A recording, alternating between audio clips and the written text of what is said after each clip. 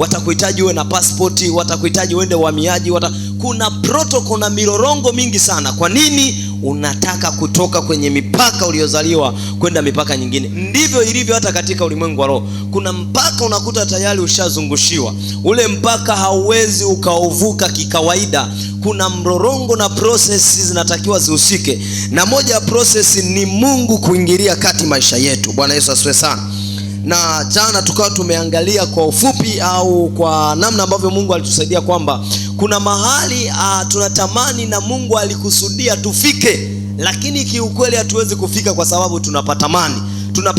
Tunaweza kufika kwa sababu tumekubali kulipa gharama na tumekubali kupanda kwenda kule. Bwana Yesu asifiwe sana. Mara nyingi unapoenda kwenye supermarket, kuna vitu vingi unavitamani kwenye ile supermarket, si ni kweli? Au ukienda kwenye duka la nguo, kuna nguo nyingi unatamani kuwa nazo kwenye lile duka la nguo, ila mwisho wa siku hautatoka na nguo ulizozitamani, utatoka na nguo ulizozilipia. Bwana Yesu asifiwe sana. Maana hatua yoyote unayoitamani hautaipata kwa sababu unaitamani, utaipata kwa sababu umeamua kuilipia kwa jina la Yesu. Na moja ya gharama ambazo zitatusaidia kufika kwenye hatua ambayo Mungu amekusudia ni kumkubali Yesu kuwa Bwana na kuongozwa na nguvu zake na Roho Mtakatifu akiwa ndani yetu. Huyo ndiye ambaye tumeona jana hawezi kuzuirika na kitu chochote. Yaani kanuni zozote zilizowekwa na wanadamu zipo ili zitusaidie. Mungu anaweza akafanya kazi kwa kanuni hizo za wanadamu, lakini haimzuii kufanya kazi kwa kanuni zake yeye mwenyewe, ambaye hata kwa kanuni za kibinadamu zinagoma. Bwana Yesu asifiwe sana. Na ndio maana kuna wakati kanuni za wanadamu zinapogoma, tuna apply kanuni ambazo ni zaidi ya kanuni za kibinadamu. Bwana Yesu asifiwe sana. Na hapo ndipo nashangaa, wanampeleka mgonjwa hospitalini, wanamwambia hatuoni ugonjwa, lakini wakija kwa madaktari kutoka mbinguni tunasema sio ugonjwa, ili ni pepo, na tunabandika mkono kwa jina la Yesu linaachia, na mtu anasema nimepona. Lakini wanadamu walisema hatuoni ugonjwa, sisi madaktari kutoka mbinguni tukasema tunauona ugonjwa. Wakasema hatuoni tatizo, sisi tukasema kuna tatizo. Wanasema hakuna dawa ya kumsaidia, sisi tunasema hatuna dawa, ila tuna mwenye dawa. Kwa jina la Yesu Kristo nyanyuka uende. Haya ndiyo mambo yaliyomtokea Petro wakati amekutana na mtu mmoja aliyekaa katika mlango mzuri. Bwana Yesu asifiwe sana. Yule kiwete alizoea, ameshawekewa kampaka. Halo, mwambie navuka kwa jina la Yesu. Sema navuka kwa jina la Yesu. Sema navuka kwa jina la Yesu. Moja ya vitu, hichi kitu ni muhimu sana. Ni muhimu sana kujiombea. Bwana Yesu asifiwe sana. Bwana Yesu asifiwe. Sijui kuna mtu ananielewa. Unajua kwa mfano inavyotokea, kwa mfano hapa ambavyo nimekwambia tupo Tanzania, tupo hapa Tanzania. Kuna wakati kabisa tuna relax kwamba tumeumbwa tu kuishi Tanzania. Amen. Kwa hiyo kwa sababu tumezaliwa tu Tanzania, yani tunaweza kabisa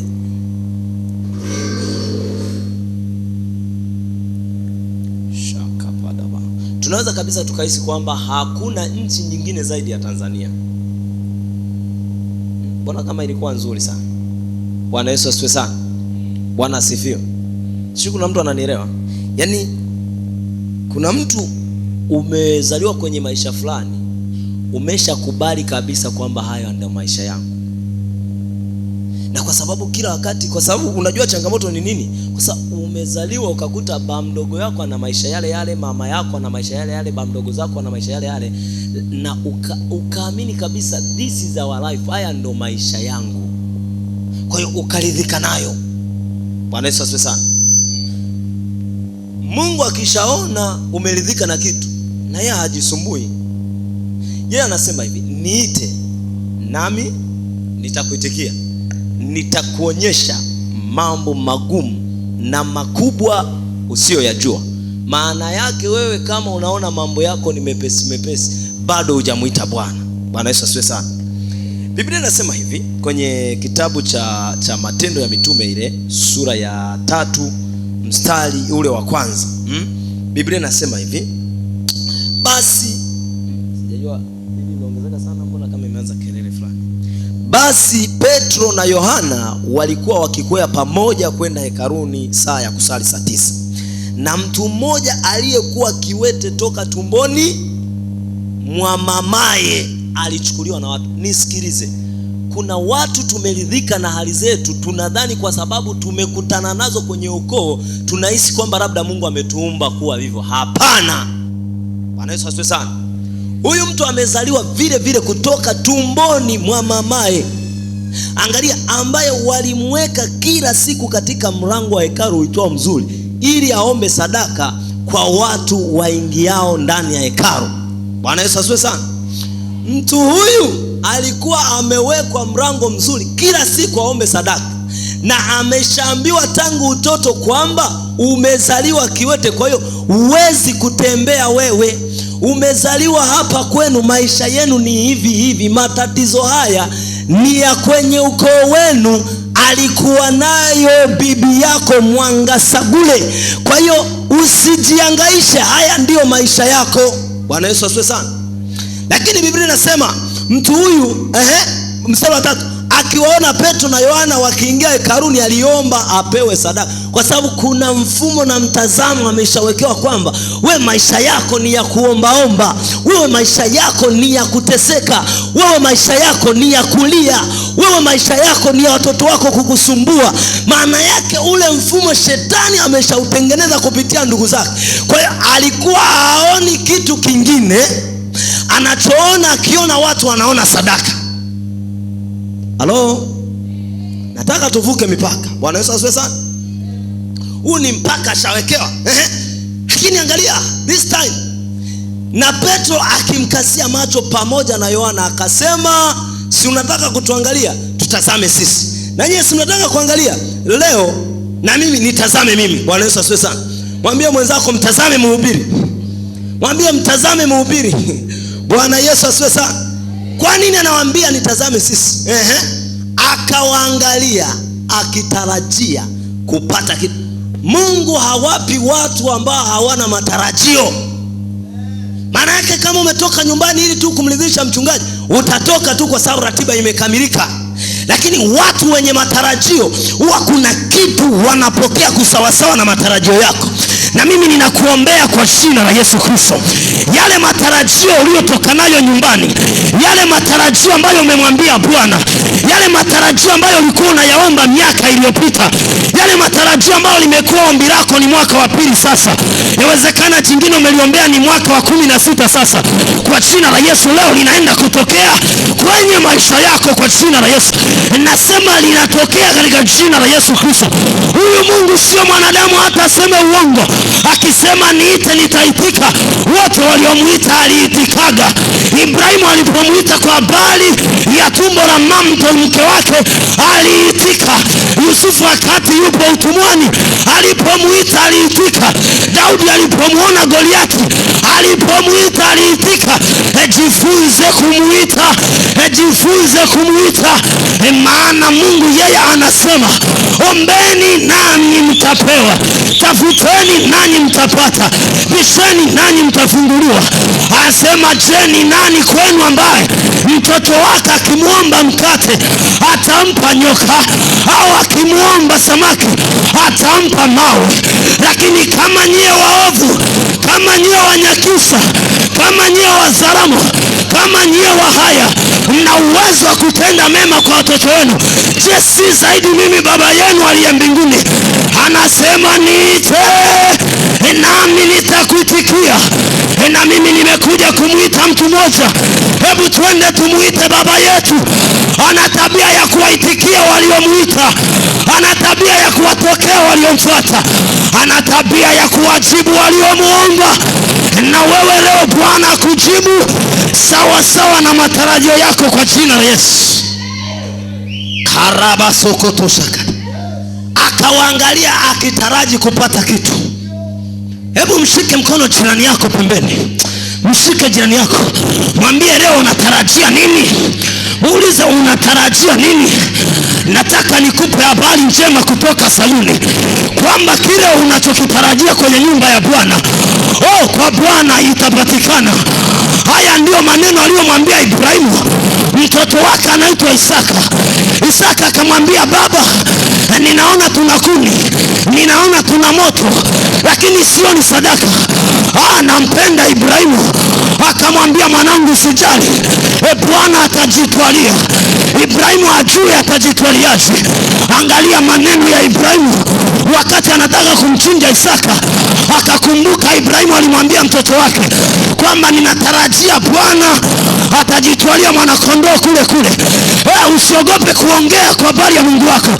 Haijulikani huwa anatendaje, ila tunachojua yeye huwa anatenda. Haijulikani huwa anatumia njia gani, ila tunachojua yeye huwa anafanya. Bwana, wakati Ibrahimu amemwambia vile anataka kumchinja, na Mungu akayakumbuka maneno ya Ibrahimu. Akamwambia Ibrahimu, usimzuru mtoto wako. Tazama, nimeshajitwalia mwanakondoo kama ulivyonena na mtoto wako. Na mimi ninakuambia kwa jina la Yesu, vile vile ulivyowaambia majirani zako kwa habari ya Mungu wako, hata kuaibisha, hata yafanya ili wajue ya kwamba yeye ndiye niko ambaye niko, katika jina la Yesu. Haleluya.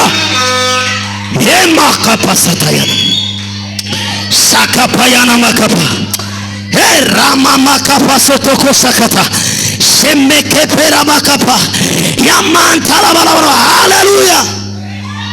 Mwambie unatarajia nini? Mwambie wenzako unatarajia nini? Mama, usizidiwe na mzinzi. Kijana mzinzi ili azini, kuna matarajio anakuwa nayo kwanza kichwani, mpaka anatafuta message, simu anaanza kumtext binti, wapange guest. Kuna matarajio kwanza yalianza. Kama wazinzi wanaweza wakatarajia na mambo yakatokea, je, si zaidi ya watu waliotarajia kwa habari ya Mungu wao? Nasema kama wazinzi wanaweza wakatarajia na mambo yakatokea kama walivyotarajia, nauliza, je, si zaidi ya matarajio yetu kuyaweka kwa Mungu? Wengine wameweka matarajio yao kwa fedha, wengine matarajio yao yapo kwa waume zao, wengine matarajio yao yapo kwenye elimu zao, wengine matarajio yao yapo kwa ndugu zao, lakini sisi matarajio yetu Bwana yapo kwa mwanaume Yesu. Yeye hajawahi shindwa. Mmoja ya vitu Yesu alishindwa kusema uongo. Akisema nitakuinua, hata ainuke babu, ainuke shangazi, ainuke mjomba, ainuke rais wa nchi yoyote, anakuinua. Walipanga kumzuia Yusufu wakati Mungu ameshapanga kumuinua. Wakazani wakimweka kwenye shimo labda wamemaliza, wasijue majira ya Bwana yakifika, waliokuweka shimoni wanakutoa wenyewe, waliokuangamiza wanakuja kukuokoa wenyewe. Ninayaona maneno haya yanatimia kwa mwanamke mmoja na mwanaume mmoja kwa jina la Yesu. Rema mama, sema navuka, sema navuka, sema navuka. Yama kapalabaka. Nampenda Yesu wa Galilaya, ametenda makuu moyoni mwangu.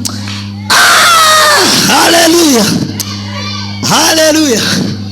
Moja ya vitu ukikuta nakwambia nampenda Yesu na sitani. Na simpendi kwa sababu amenipa fedha, kwa sababu amenipa mke. Nampenda kwa sababu kwanza ni yeye. Yeye ni yule leo, jana, hata milele. Huyo habadiliki. Tuna wachumba wengine tuliwapenda, ikafika hatua tulipokosa fedha wakabadilika. Kuna watu tuliwapenda, walipoona hatuna kesho nzuri wakabadilika. Walipoona simu zetu hazipokelewi wakabadilika. Walipoona ndugu zetu wametuacha wakabadilika. Lakini Yesu akasema, mimi ni yule leo, mimi ni yule jana, mimi ni yule kesho, mimi ni yule hata milele. Nikisema kubariki, huwa sibadiliki badiliki. Ile mvua ikinyesha, Yesu hawezi kuahirisha safari kwa sababu mchomba wako amekukataa. Yesu hawezi kubadilisha mpango wake juu yako kwa sababu mama yako amekukataa. Hawezi kubadilisha mambo kwa kwa sababu mchumba wako amekwambia ninaona hatuendani, wewe hauendani na yule mchumba, lakini Yesu bado anasema mwanangu, bado tunaendana, hata watu wakukataa, lakini mimi bado tunaendana. Ndio maana kuna watu walitukataa wakazani maisha yameishia pale, ila wakashangaa tunaenda, wanajiuliza wamewezaje hawa? Tunawaambia yuko mwanaume anaitwa Yesu, yeye walitukatia tamaa, yeye akainuka kama mfariji kwenye maisha yetu. Walipozani wametuacha, yeye akatushika mkono, na leo anakushika tena kwa jina la Yesu. Haleluya. Haya, mbona kama sitaki kuendelea sasa?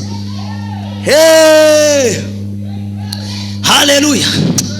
Lakini Petro akasema, mimi sina fedha wala dhahabu, mimi sina fedha wala dhahabu, lakini nilicho nacho ndicho nikupacho. Anasema nilicho nacho ndicho nikupacho. Sina fedha, sina dhahabu, ila nilicho nacho. Fedha haziwezi kufanya, dhahabu haiwezi kufanya. Hichi nilicho nacho ndicho nikupacho.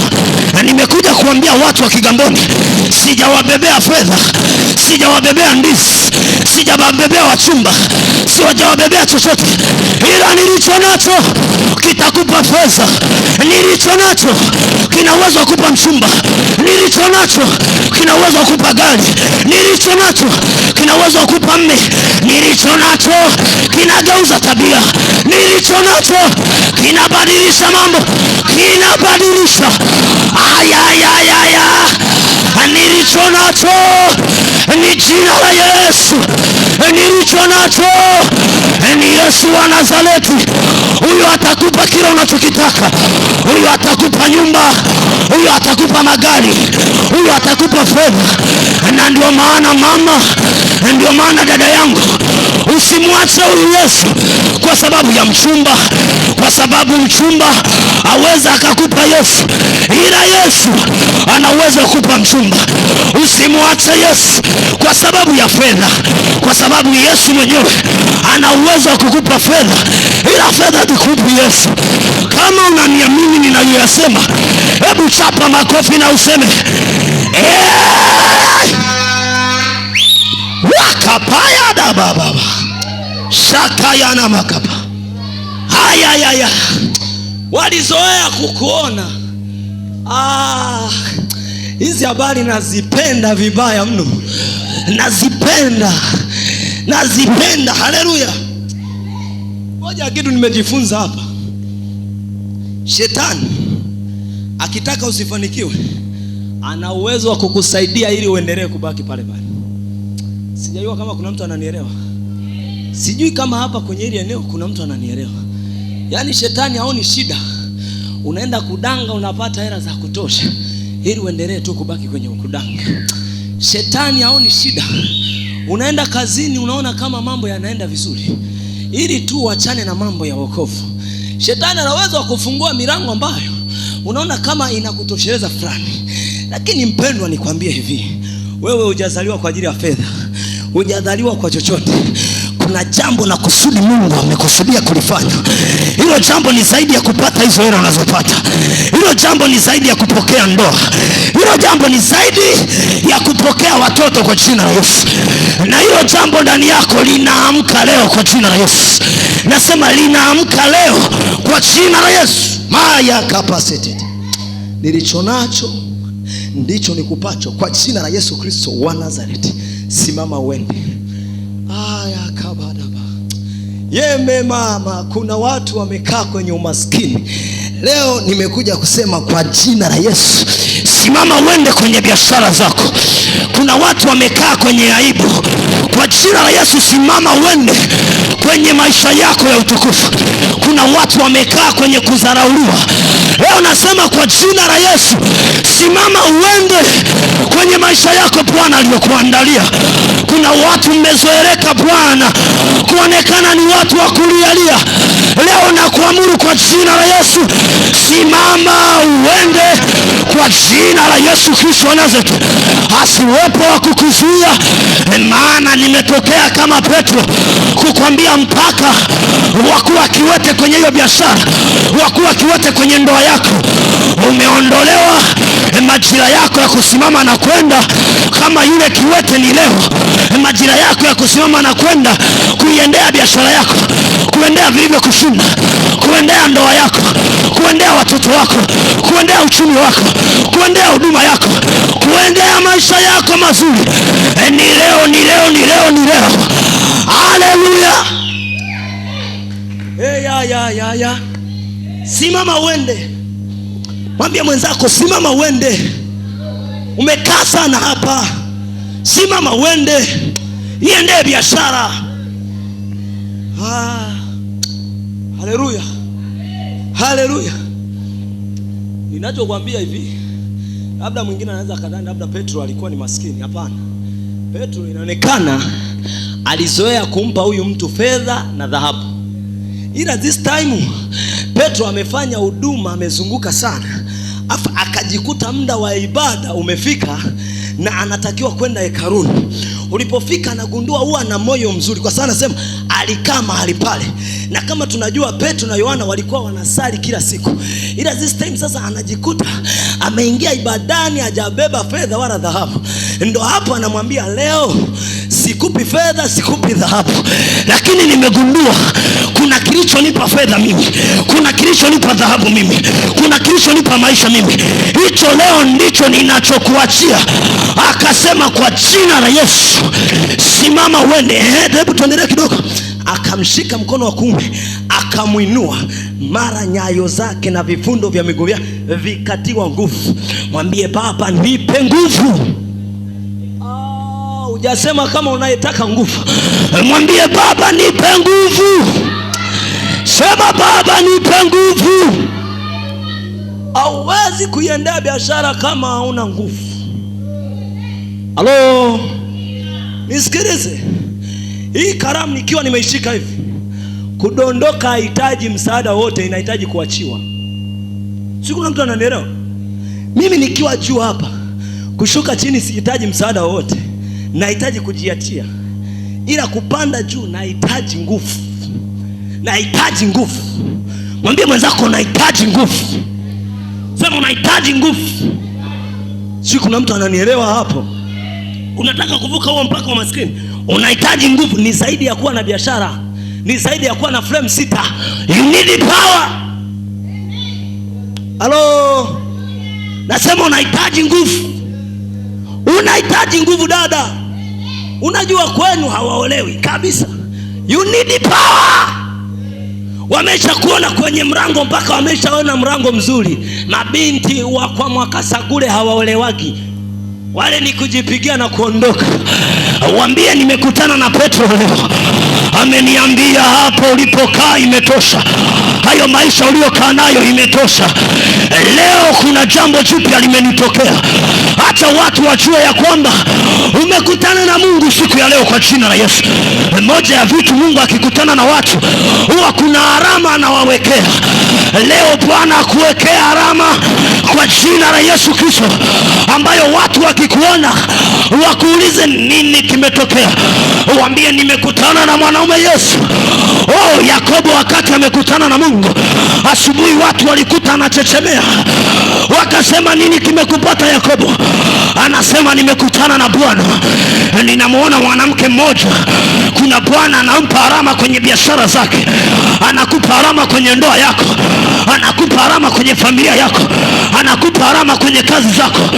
Watu wanaanza kushangaa, mbona tumefanya wote kazi muda mrefu, hizi wiki tatu kuna kitu kimekutokea? Waambie ni kweli, nimempata asiyebadilika. Haya kaka, anaitwa Yesu. Haleluya. Yesu koyara baba shanta yana mama. Haleluya.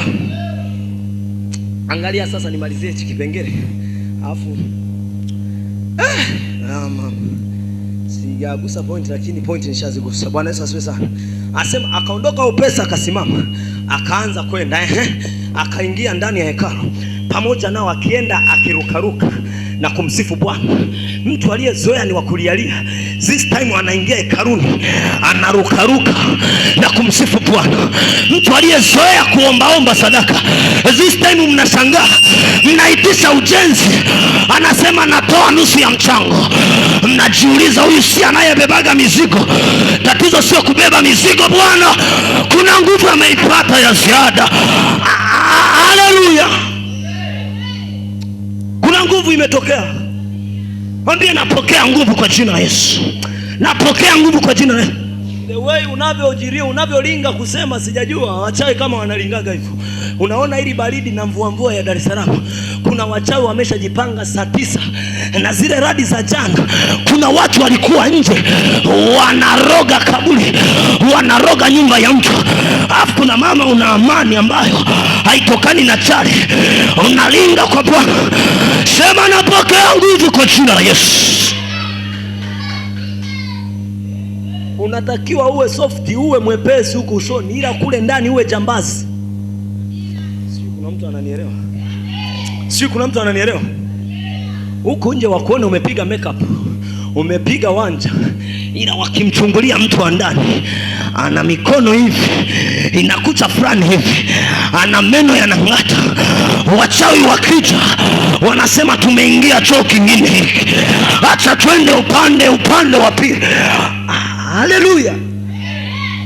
Wakamwona anarukaruka yule mtu aliyekaa mlangoni. Manake kuna mpaka na uvuka. Kuna watu wamesha kuzoea kwenye hali ile ile, kiasi kwamba kila ukitaka kuondoka anakuambia hauwezi. Mimi nimekuja kama Petro, nimekuja kukwambia hauwezi kwa akili yako. Ni kweli kwa kabila lako hauwezi, kwa kuangalia wazazi wako hauwezi, lakini katika jina la Yesu Kristo unayaweza. Hata yaliyokushinda miaka 20 unayaweza. Sema nayaweza kwa jina la Yesu. Sema nayaweza kwa jina la Yesu. Mimi nimeanza kuhubiri tu akaniambia hamna chochote. Hamna kabisa. Hapo unasoma Mathayo 7, yani ombeni nanyi mtapewa. Jamani watumishi, ombeni. Ombeni. Simama tumshukuru Bwana. Akasema hamna chochote. Halo? Nikuulize wewe, hamna chochote? Yes! Haya na waga. Haleluya. Anasema wakamtambua ya kuwa yeye ndiye aliyekuwa akiketi na kuomba sadaka. Yeye ndiye aliyekuwa anauza mboga za majani. Yeye ndiye aliyeumwa kansa kwa muda mrefu. Yeye ndiye aliyezunguka hospitalini kila wakati. Yeye ndiye aliyezunguka Kariakoo anaomba msaada kila siku.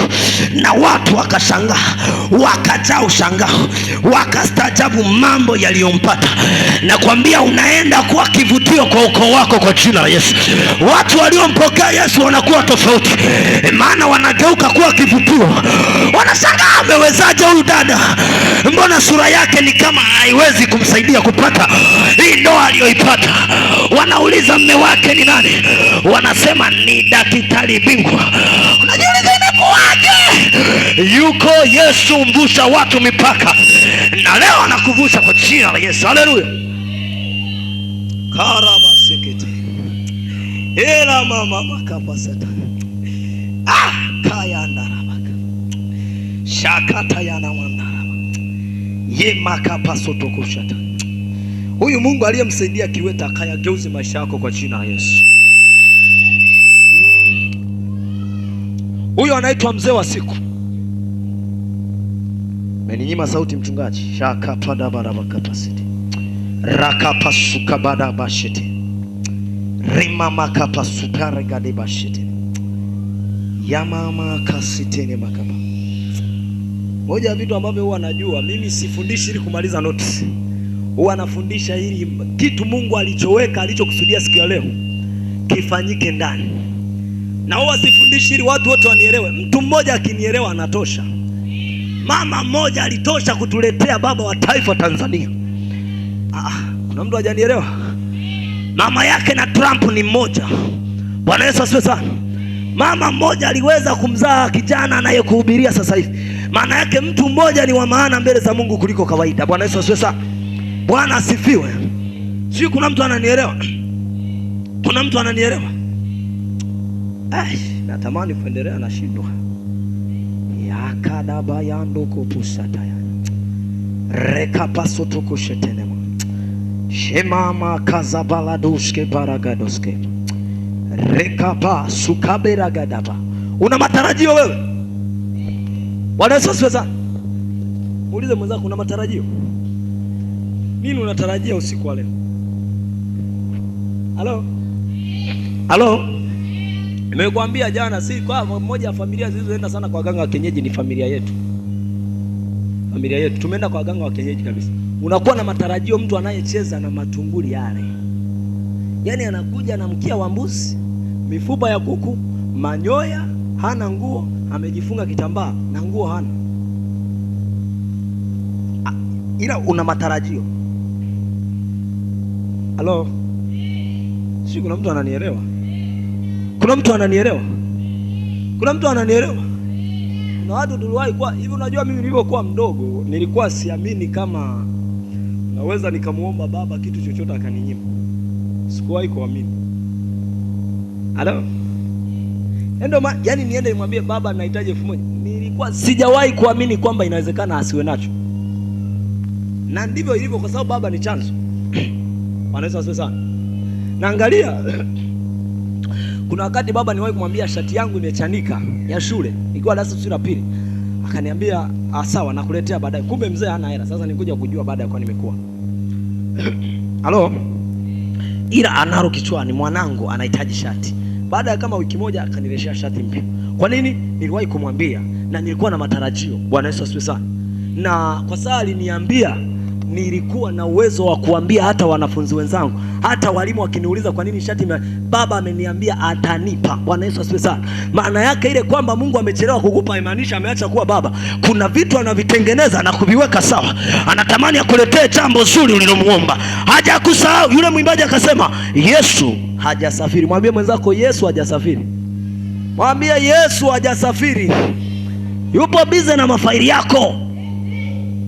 Halo? Si kuna mtu ananielewa? Kuna mtu ananielewa? Kuna watu tunatamani kuvuka mipaka.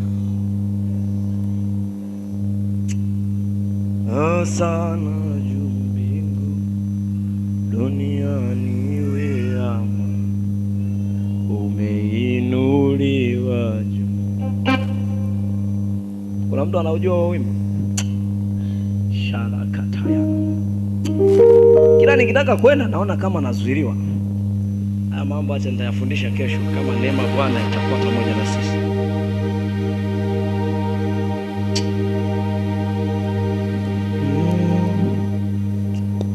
Damu ya Yesu inanena mema. Damu ya Yesu inanena mema. Damu ya Yesu inanena mema.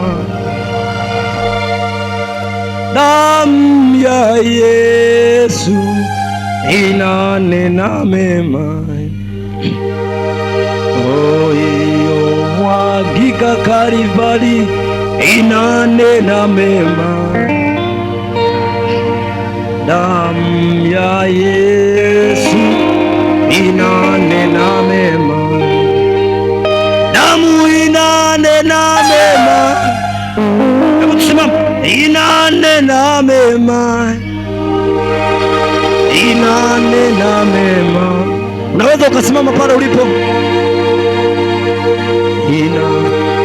Damu inanena mema. Inanena mema. Inanena mema.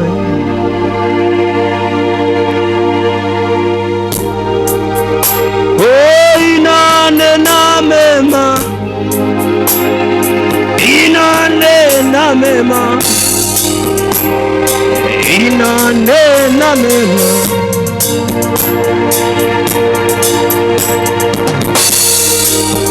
Damu inanena mema.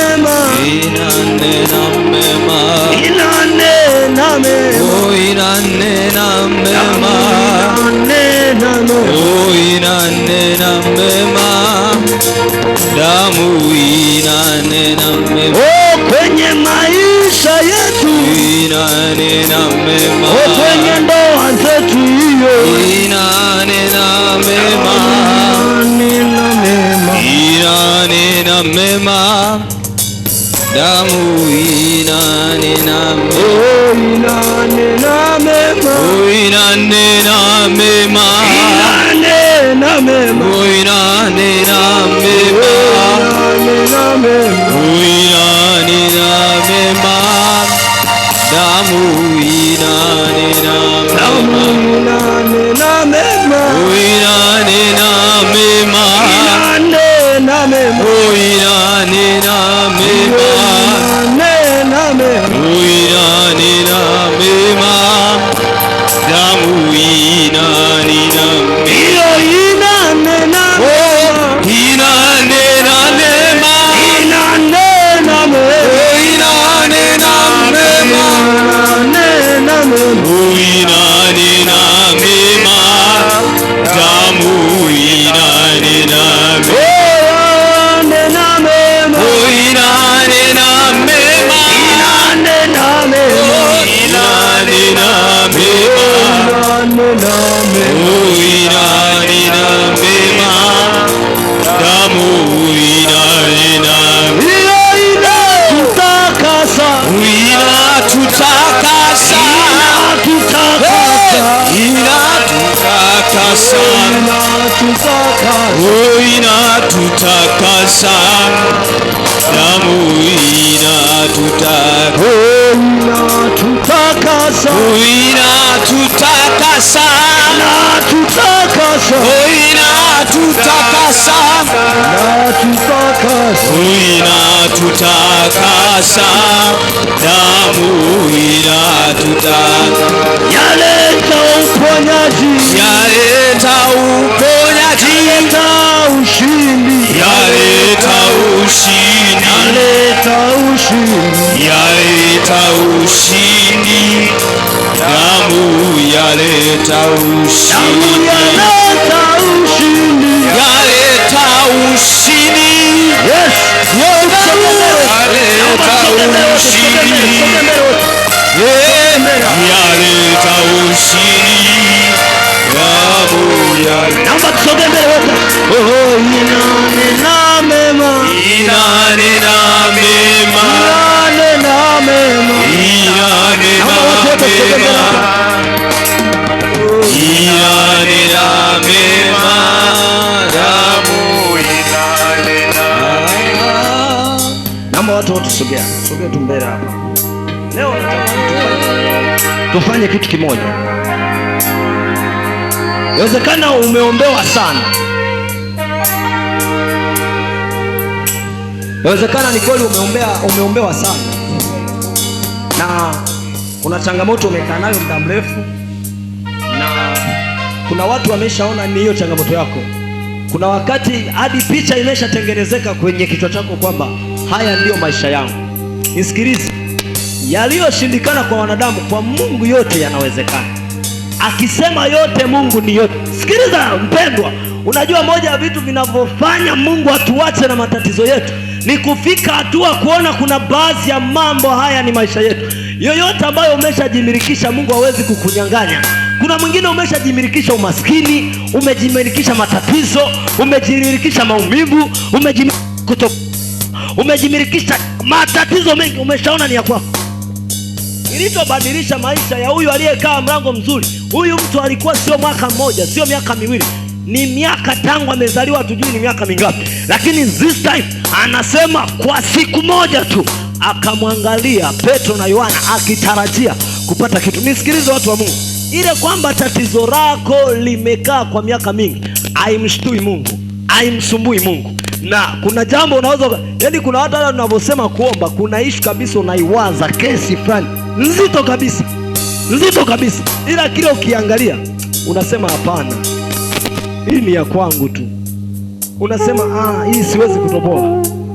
Aonavyo mtu nafsini mwake ndivyo alivyo, ndivyo alivyo. Nimekupa mfano wa mzinzi au kijana wa kiume, kabla hajazini na binti anakuwa na picha anaona kabisa atakavyomchukua binti, atakavyoenda kulala naye.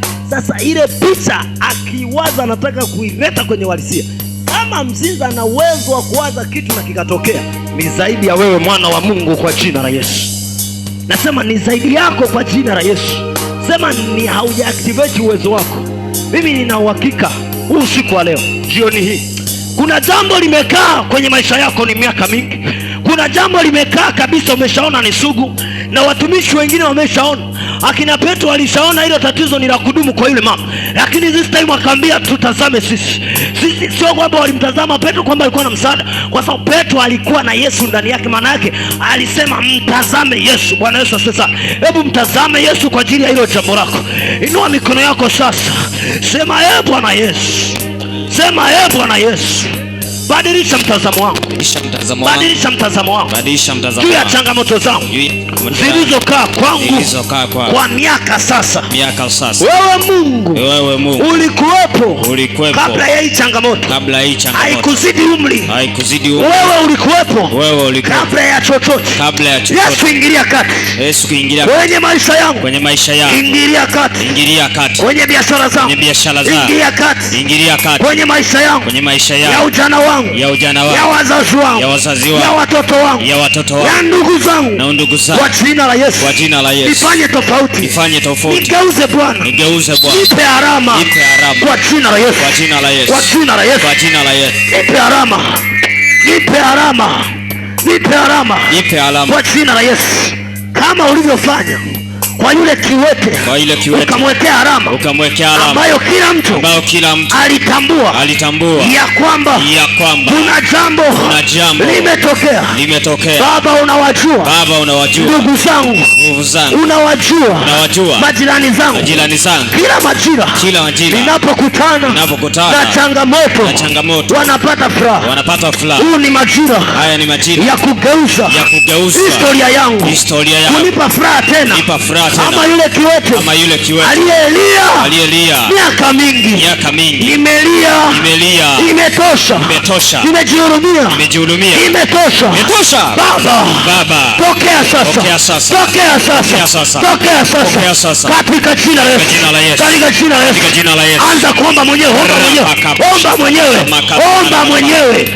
Mimi nitakuombea, lakini unajijua vizuri wewe. Omba mwenyewe.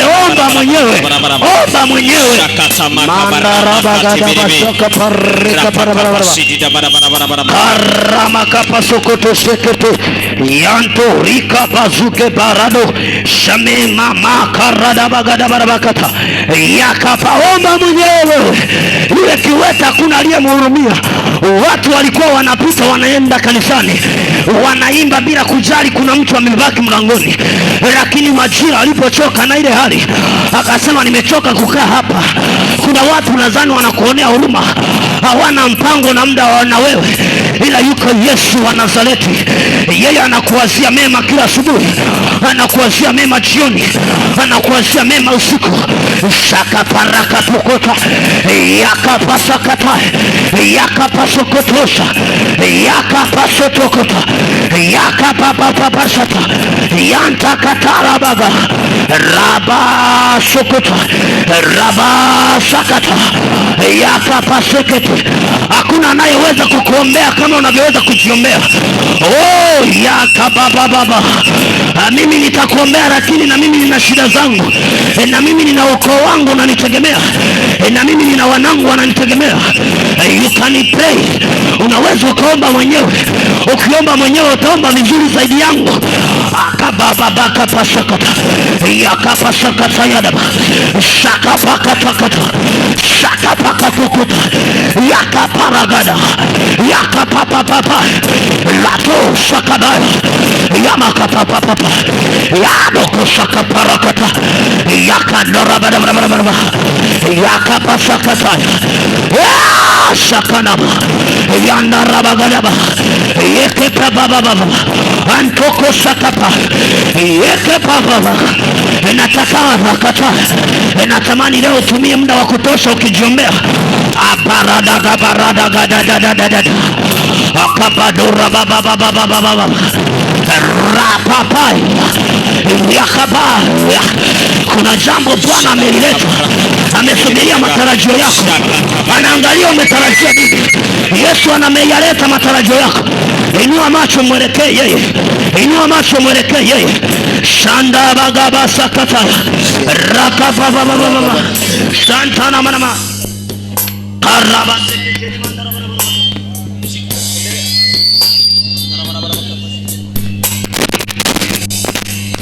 Rabakapa shetakapa yakapa sakataya rapapaka sokoto yando koposikata.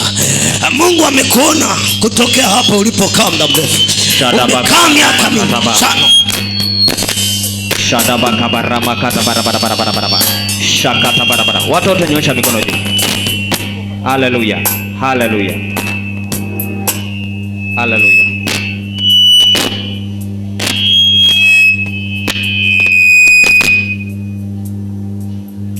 Haleluya, haleluya, haleluya, haleluya.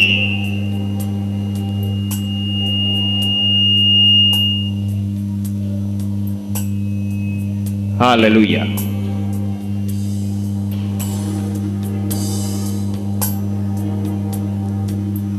Unajua, punguze gei.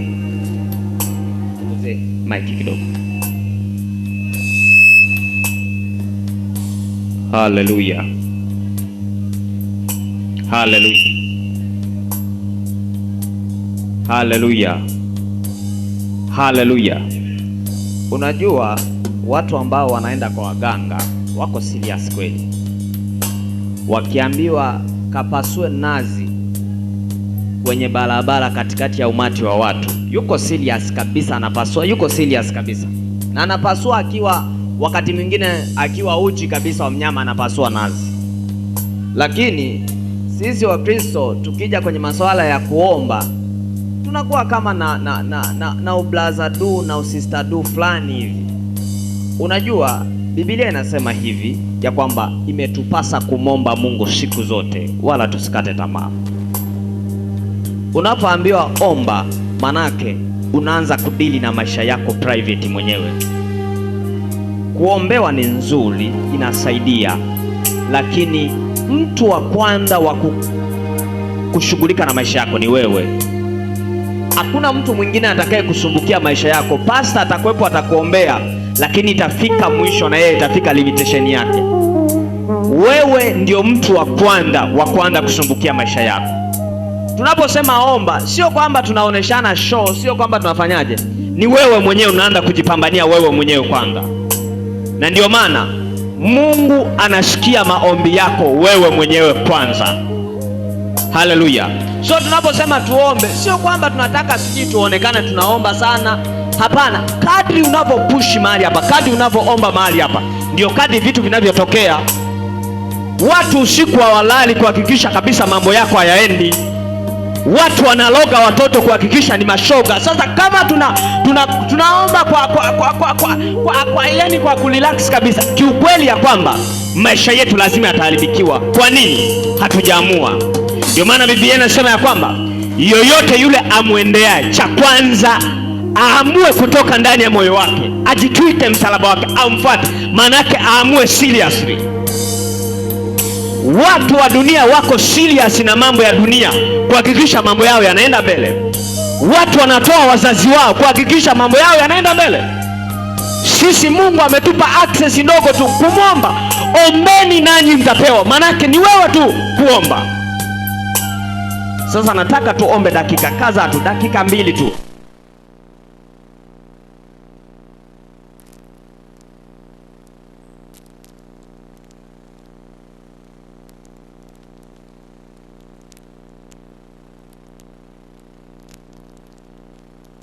Nataka Mungu akufanyie nini? Hapo hapo ulipo. Usiangalie jirani yako, usiangalie hata kwenye kiti. Angalia sehemu ambapo utaona ni pazuri kuomba. Hata kwenye kiti kaa, muombe Mungu dakika chache. Baba, katika jina la Yesu.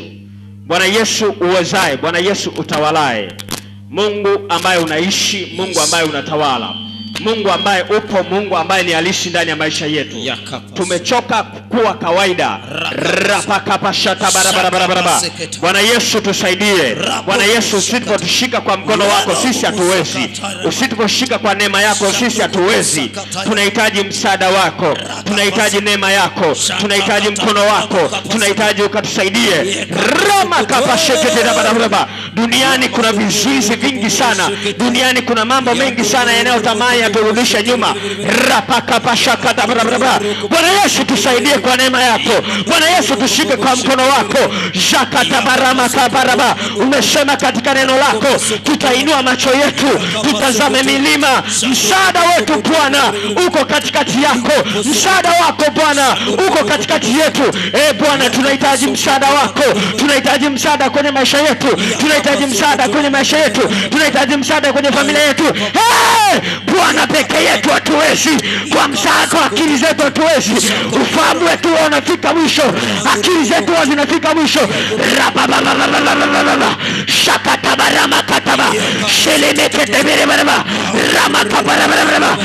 Bwana tusaidie kwa neema yako Bwana, tunaweza kuvuka kwa msaada wako Bwana, tunaweza kutenda makuu.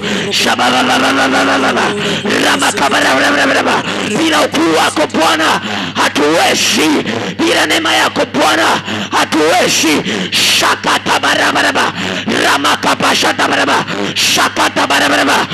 Bwana tushike kwa mkono wako, Bwana tushike kwa neema yako.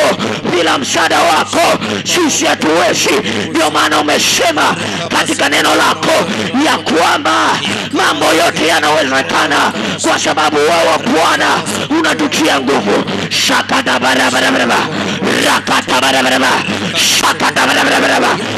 Bwana, usipotusaidia tutazalaulika, usipotushika kwa mkono wako Bwana, watu watadharau, watu watasema tumefeli maisha, watu watasema tumechoka. Bwana tusaidie kwa neema yako, tusaidie kwa mkono wako. Tumechoka kudharaulika, tumechoka kufeshwa, tumechoka kudharaulika.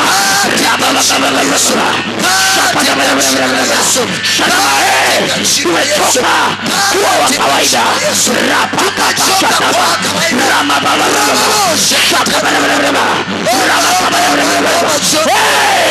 Kuna mahali tunafika tunakata tamaa, kuna mahali tunafika tunavunjika moyo. Bwana tusaidie, Bwana tutetee. Ukasema katika neno lako mkono wako usipoenda nasi Bwana, peke yetu hatuwezi, kwa fahamu wetu hatuwezi. Mkono wetu, mkono wako Bwana uende pamoja nasi kwenye kila jambo tunalogusha. Mkono wako Bwana uende nasi kwenye huduma zetu. Mkono wako Bwana uende nasi kwenye biashara zetu. Mkono wako Bwana uende nasi kwenye